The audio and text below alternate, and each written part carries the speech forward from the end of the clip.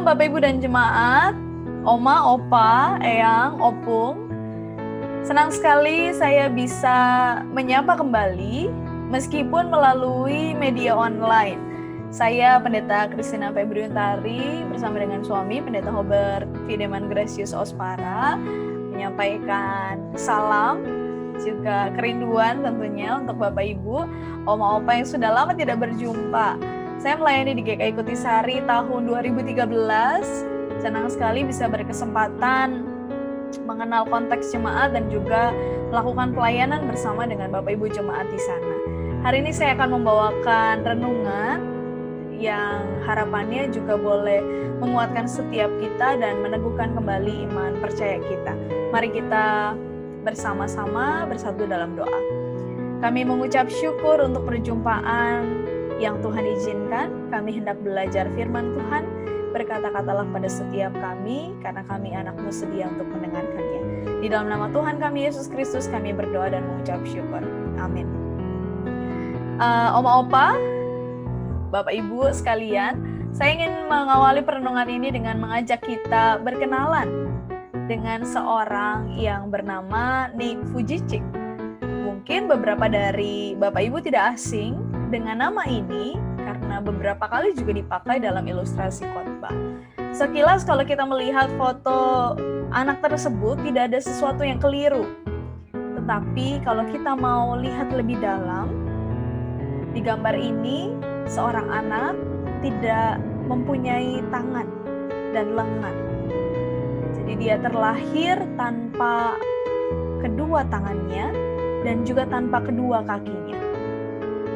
Kalau kita mau perhatikan juga di gambar ini, ada tangan di bagian belakang, tapi tangan yang dibentuk, yang digambar secara khusus. Karena memang seperti tadi saya sampaikan, kondisi Nick terlahir berbeda dengan orang-orang pada umumnya. Nah, apa yang menarik Bapak Ibu dan Oma Opa terkasih, kalau kita melihat melalui kehidupan Nick Vujicic, dia bisa saja mengeluhkan kondisinya atau menyalahkan realita ketika dia terlahir tidak seperti orang-orang pada umumnya. Bahkan kalau kita mau melihat perjalanan hidupnya, biografinya secara lebih lanjut, dia sempat terfikir untuk mengakhiri kehidupannya. Karena memang bukan perjuangan yang mudah untuk memiliki hidup seperti yang dimiliki oleh Nick Vujicic.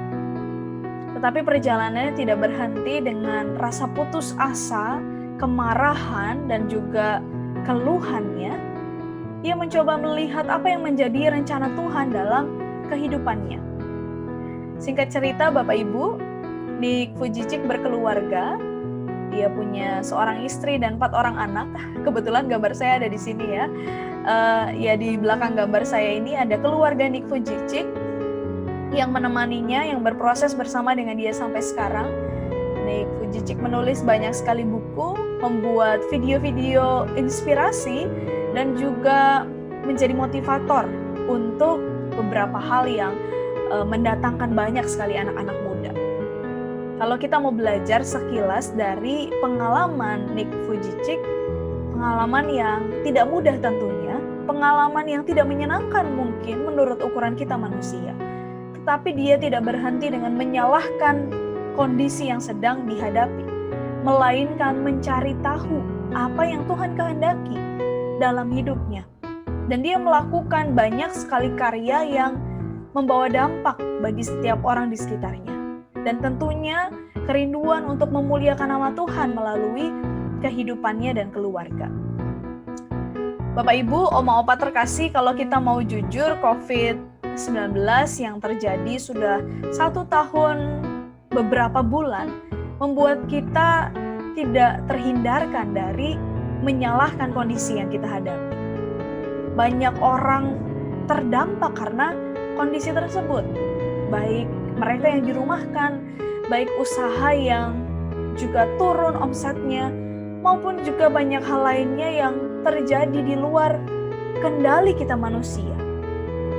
Mungkin ada di antara kita yang kehilangan anggota keluarga terkasih, atau kita juga yang sekarang sedang berjuang menghadapi virus tersebut. Kalau kita mau belajar dari pengalaman atau dari cerita sebelumnya, apakah dengan kita menyalahkan kondisi ini, ada hal baik yang terjadi?